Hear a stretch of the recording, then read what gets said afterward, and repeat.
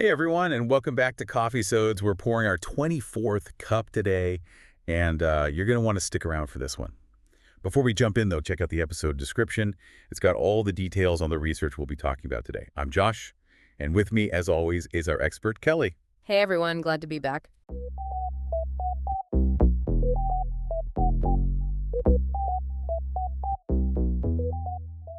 All right, so today we're going deep on Social Security. And the main takeaway here is, well, it's kind of alarming, honestly. A lot of Americans are losing out on a ton of money, potentially hundreds of thousands of dollars, by claiming Social Security benefits too early. So in this deep dive, we're going to break down exactly why that is and, more importantly, what you can do to avoid making that mistake yourself. The research we're looking at today hit me with some crazy numbers right away. It turns out that over 90% of Americans between 45 and 62 would actually be better off waiting until they're 70 to claim Social Security. It is pretty wild when you think about it. You'd think with so much money on the line, more people would wait, but the reality is only about 10% actually do. Exactly. And when you see how much money we're talking about, it's even more mind-blowing. This study found that the median amount people are missing out on by claiming early is $182,370. And that's not chump change, Kelly. That's real money. That kind of money could completely change your retirement. For sure. It really makes you wonder, why are so many people making this decision? This research is pointing to a pretty fundamental misunderstanding of what Social Security is really all about. Yeah, I mean, at first glance, you might think it all comes down to life expectancy, like how long you're going to live. But it sounds like there's more to it than that, right? You hit the nail on the head. It's less about knowing exactly when you're going to die and more about making sure you've got enough money in case you live a really long life. Think of it as planning for the just-in-case scenario where you need that money to cover yourself way down the line. I mean, none of us want to outlive our savings. Makes sense. It's like packing for a trip. You always bring a little extra just in case, right? Yeah. You don't want to run out of clean clothes halfway through. Exactly. It's about having that safety net.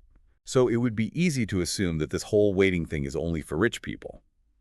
But what's interesting is this research shows that's not the case at all. Yeah, one of the most surprising things we found is that, at least in terms of percentages, the people who benefit most from delaying their benefits are actually the lowest earners. We're talking about the bottom 20% of workers. Really? That's not what I would have expected. Can you tell me more about that? Sure.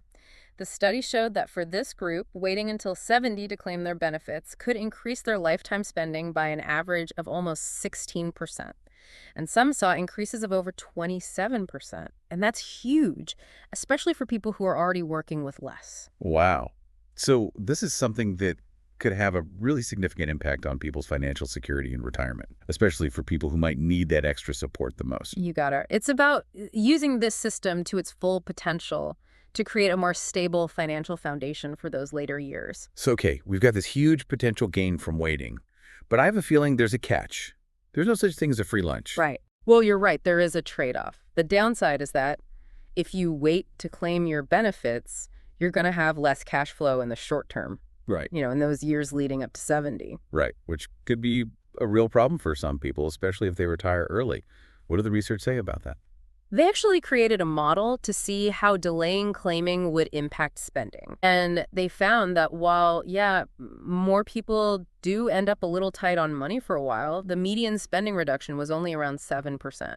So it seems like if you're smart with your money and budget carefully, you could get through that little rough patch and end up with much more money in the long run. Exactly. It's all about investing in your future financial well-being. This makes sense when you're looking at it from one person's perspective. But what happens if everyone suddenly decided to start waiting to claim their benefits? What would that do to the system as a whole? That's a really good question. And it actually brings up another layer of complexity here. Because the reality is, if everyone started claiming at the best possible time, it could actually put even more strain on Social Security's finances. And, those are already kind of shaky as it is. That seems kind of counterintuitive. Yeah. Why would people doing what's best for them individually be bad for the system overall? Well, it comes down to the way the system is structured. Basically, the penalties for claiming early and the bonuses for claiming later are a little more generous than they should be, especially in today's economy. So it's like the system is almost encouraging people to claim early, even though it might not be the best thing for them financially. Exactly. Wow. That creates a tough problem for policymakers. How do you get people to make smart choices for themselves without messing up the system even more. It's a delicate balance for sure. This has definitely given me a lot to think about, and I'm sure our listeners are feeling the same way. Before we go any further, though, I want to be clear that while this research is super helpful and gives some great general advice, everyone's situation is different. Absolutely. This is not a one-size-fits-all situation. So what's the best thing for someone to do if they're listening to this and wondering if they're on the right track with their Social Security plan? I'd say the most important thing is to get personalized advice. You need to find a financial planner who really understands Social Security. They can look at your specific situation, your work history, your goals for retirement, and all that, and come up with a plan that actually works for you. That's good advice. It's easy to just follow some advice you found online or heard from a friend. But when we're talking about something as important as Social Security, you really need to get expert help. Knowing what we know now about how much people could gain by being strategic about their Social Security, how can we encourage more people to make informed decisions? That's a great question, and honestly, I don't think there's one simple answer. Different things will appeal to different people. Right. What works for someone in their 20s just starting out probably won't work for someone who's about to retire. Exactly. Maybe for younger folks, we need to start earlier. Bring Social Security into financial literacy classes in high school or even college. And maybe for people who are closer to retirement, we could do more targeted outreach, like workshops and easy-to-find online resources. Or even give people personalized benefit estimates that show them exactly how much they stand to gain or lose by claiming at different ages. Those are all really good ideas. We could also use channels that people already trust, like community organizations or even healthcare providers. That's a great point. Meet people where they are and talk to them through sources they already trust. Yeah. At the end of the day, it's all about empowering people to take charge of their financial futures. Well said. Knowledge is power, right? Yeah, it really is about meeting people where they are and giving them that information in a way that makes sense. We've got to make sure people understand what they stand to gain or lose here. These decisions can have a huge impact on people's lives. Totally. It's not just about some abstract numbers. It's about real people and their financial security and whether they can enjoy those retirement years they've worked so hard for. Exactly. And it's about making sure the system itself is going to be around for future generations. Like we were saying earlier, the way the system works now creates this tension between what's good for individuals and what keeps Social Security healthy in the long run. Right. So it's this balancing act of making sure people are making smart choices for themselves while also making sure the system can still function for everyone. That's a good way to put it. And that's where policy changes come in. We need to find ways to address this misalignment of incentives. Like maybe we need to tweak those penalties and bonuses for claiming early or late so they make more sense in our current economic situation. It definitely seems like a complicated problem. And there probably aren't any easy solutions.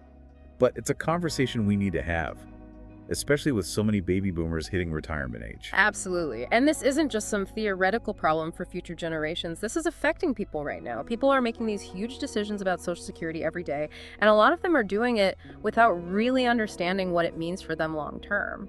That's exactly why we're doing this deep dive, right? To shine a light on these issues and give people the information they need to make good decisions. You got it.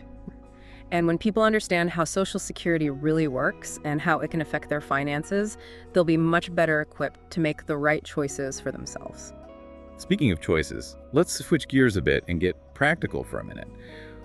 What can people actually do if they're listening to this and feeling a bit overwhelmed? What are some steps they can take to get started? I think the first thing is just awareness. You need to realize that these decisions are important and that they'll affect you for a long time, so it's worth putting in the effort to figure it all out. I hear that. It's so easy to put this stuff off, especially if retirement feels like it's ages away. But the sooner you start thinking about it, the better off you'll be. For sure. Yeah. And once you've wrapped your head around that, the next step is to get the facts. Start by looking at your Social Security statement online. It shows you how much you've earned and gives you an estimate of how much you could get at different claiming ages. So it's like a snapshot of where you're at and what your options are down the road. Exactly. And from there, you can start playing around with different scenarios. What happens if you claim early? What if you wait until your full retirement age? What if you wait until you're 70? Run the numbers and see how it affects your overall financial picture. It's like a choose-your-own-adventure for retirement planning. Huh. Kinda. And honestly, this is where a financial advisor can be really helpful, especially one who really knows Social Security. They can do the math for you, look at your specific situation, and help you decide what's going to work best based on your goals. Yeah, they can help you think about things like your health and how long you might live, how much money you'll need each month in retirement, all that stuff. So it all comes back to having a plan that's tailored to you. That's it. It's about taking control of your financial future and making smart decisions that'll help you live the retirement you want. I love that. So you mentioned earlier that we might need some policy changes. What are some things policymakers should be thinking about to deal with these Social Security challenges we've been talking about? Well, that's the million-dollar question, isn't it? And there are definitely a lot of opinions out there and a lot of ideas on the table. But I think one of the most important things is to find a way to make the system more sustainable financially for the long haul. We've already seen how the current structure is causing some problems that could make it hard for Social Security to fulfill its promises to future retirees. So basically making sure there's enough money to go around so everyone who's earned those benefits can actually get them now and in the future. Exactly. And one idea people have been talking about is raising the full retirement age. Slowly, of course. The thinking is that since people are living longer now and staying healthier longer, we should adjust the age when they can get full benefits. So instead of everyone being eligible for full benefits at the same age, we gradually increase that age over time because people are living longer. Right. But of course, we'd have to do it carefully so we don't cause problems for people who are about to retire. Right. We can't just pull the rug out from under people. Another thing people have talked about is changing how we calculate benefits. Maybe using a formula that takes into account how much someone's wages have grown over their entire career. So instead of basing it only on their highest earning years, we'd look at the big picture, which would give us a better idea of how much they actually contributed to the system. Exactly. And that could also help make the system fairer. Right now, people with steady work histories often end up with bigger benefits than people who might have had some periods of unemployment or earned less at times. It's about making sure everyone gets a fair shake. Absolutely. And then there's the issue of how to deal with Social Security's funding gap.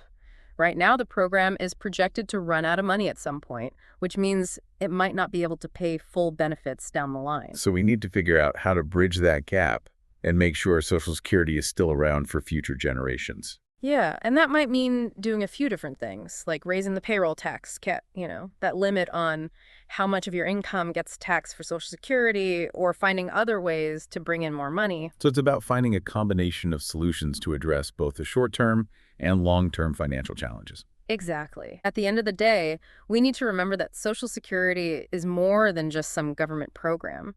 It's a promise we make to each other, a commitment to take care of one another in our later years. It's a fundamental part of who we are as a society. We owe it to ourselves and to future generations to protect it and make sure it stays strong. Well said. That's a really powerful way to put it.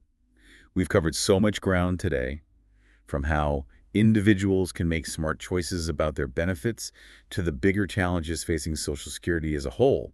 But the one thing that's clear is that this affects all of us, and we all need to stay informed. Absolutely. The more we all understand about how Social Security works and what our options are, the better decisions we can make.